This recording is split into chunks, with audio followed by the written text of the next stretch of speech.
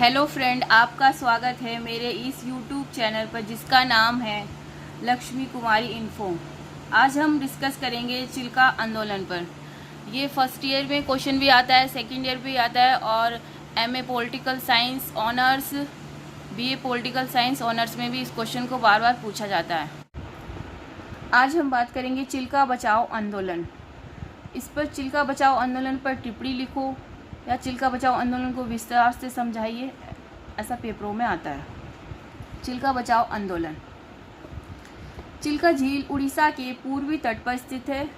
यह एशिया की सबसे बड़ी प्राकृतिक झील है और अंतर्राष्ट्रीय महत्व की दृष्टि से बहुत सुंदर झील है। यानी कि उड़ीसा के पूर्वी तट पर स्थित है और यह एशिया की सबसे बड़ी प्राकृतिक झील है।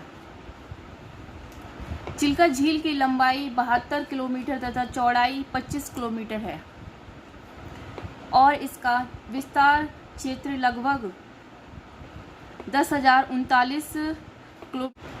चिल्का प्रवासी पक्षियों की 158 प्रकार की प्रजातियों का निवास स्थान है। यह 192 गांवों की आजीविका का भी साधन है, जो मत्स्य पालन की मछली पालन, खासकर झींगा मछली, यहाँ पर इस झील में झींगा मछली का उत्पादन अधिक होता है, झींगा मछली पर निर्भर है। यानी कि जो गांव के लोग हैं उनकी आजीविका यानी कि जो उनकी रोजी रोटी है वो झींगा मछली पर निर्भर है, मछली पालते हैं। 50,000 से भी अधिक मछुआरे तथा लगभग 2 लाख जनसंख्या चिल्का झील पर निर्भर है। मछली पालन तो कई शताब्दियों से चिल्का क्षेत्र का परंपरागत पेशा है, यानी कि पहले से चला आ रहा है।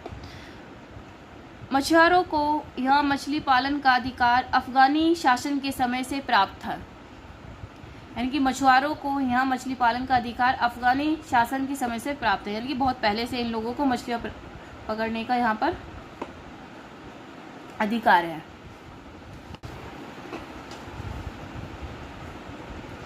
1977 से 1978 के वर्ष को झींगा मछली को एक महत्वपूर्ण निर्यातक के विकास के रूप में देखा गया, यानी कि इन वर्षों में झींगा मछली का उत्पादन अधिक मात्रा में होने लगा।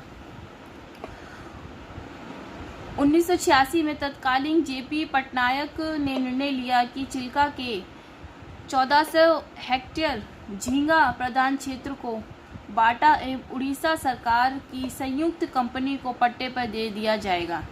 यानी कि 1986 में तत्कालीन जेपी पटनायक ने निर्णय लिया कि चिल्का के 1400 हेक्टेयर झींगा प्रधान क्षेत्र को बाटा एवं उड़ीसा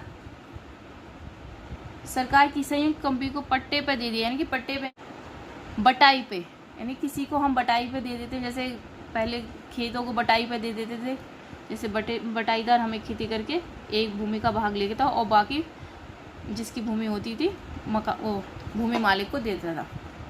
ऐसे ही इसमें बाटा एवं उड़ीसा सरकार की संयुक्त कंपनी को पट्टे पे दे दिया। यानी कि एक तो बाटा कंपनी आ गई इसमें और उड़ीसा की जो सरकार थी, दोनों ने मिलकर इसको पट्टे पर दे दिया। 1991 में जनता दल सरकार ने चिल्का में झींगा प्रधान क्षेत्र के विकास के लिए संयुक्त सेक्टर से टाटा कंपनी को आमंत्रित किया। इसके कारण 50,000 मछुआरों की आजीविका प्रभावित हुई।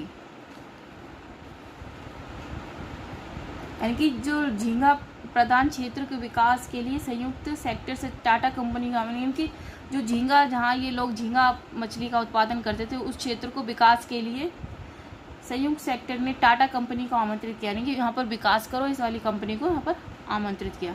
उससे क्या हुआ, उससे यहाँ के लोगों का जो 50,000 मछुआरे थे उनकी आजीविका प्रभावित हुई, कि उनको मछली पकड़ने का उत्पादन अब कम होने लगा उनका। यह सब विकास के नाम पर हो रही गतिविधियों के कारण चिल्का झील में गाद बन रही थी और झील की गुणवत्ता कम हो रही थी। यानी कि चिल्का झील में जो लगातार मछली पालन चल रहा था उससे गाद इकट्ठी हो गई, यानी कि कीचड़। पानी की गहराई भी धीरे धीरे कम होती जा रही थी, जिस कारण गाद इकट्ठी हो गई थी, धीरे धीरे पानी की गहराई भी और कम हो गई। इसके अतिरिक्त उद्योग की बढ़ती संख्या, यानी कि उद्योग लगातार बढ़ रहे थे वनोन्मूलन यानी कि वन कट रहे थे लगातार, भूमि कटाव। और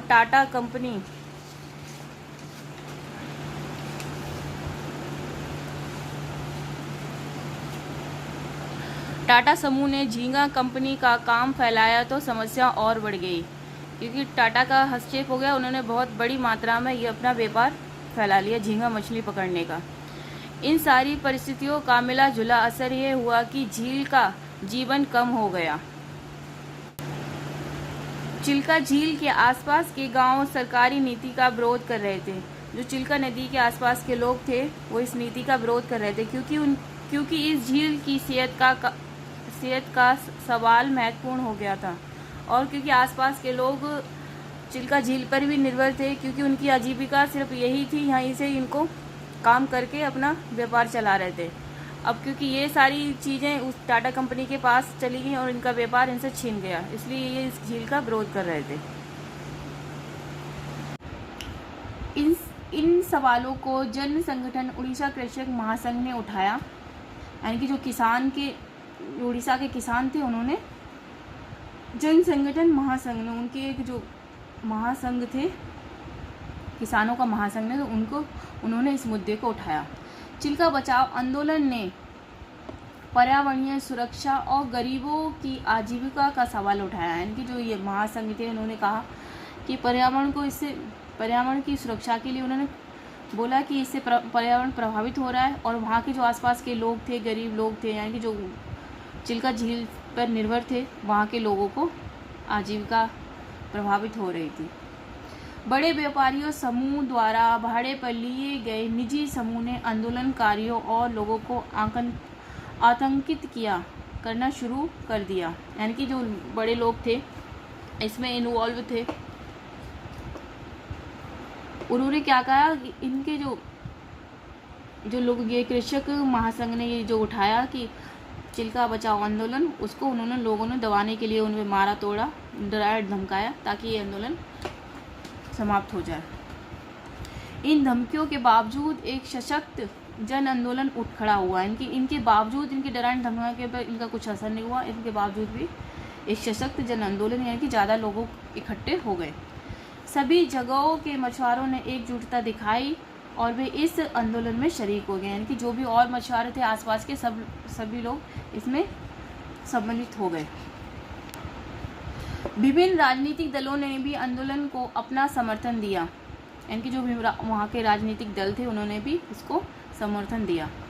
अतः भारत सरकार ने हस्तक्षेप किया और आधी दूरी तय कर चुकी परियोजना रोक दी गई, क्योंकि पर्यावरण तथा वन मंत्रालय ने उसे हरी झंडी नहीं दी। क्योंकि जो पर्यावरण तथा वन मंत्रालय ने उसे हरी झंडी नहीं दी, यानी कि यह पर्यावरण के खिलाफ बताया गया, इससे पर्यावरण को नुकसान होगा, इसलिए उन्होंने हरी झंडी नहीं दी। 5 से भी अधिक वर्षों बाद टाटा समूह को अपना हाथ वापस खींचना पड़ा। यानी कि 5 साल के बाद टाटा समूह ने भी अपने आप को वापस कर लिया, यानी कि उस पर अपना नियंत्रण छोड़ दिया। चिल्का बचाओ आंदोलन एक अच्छा घटनाक्रम है, इससे हमें कई अतरंग जानकारी मिलती है। मेरी ये वीडियो आपको कैसी लगी मुझे कमेंट्स बॉक्स में बताएं। वीडियो को लाइक करें और मेरे चैनल को सब्सक्राइब करें। धन्यवाद।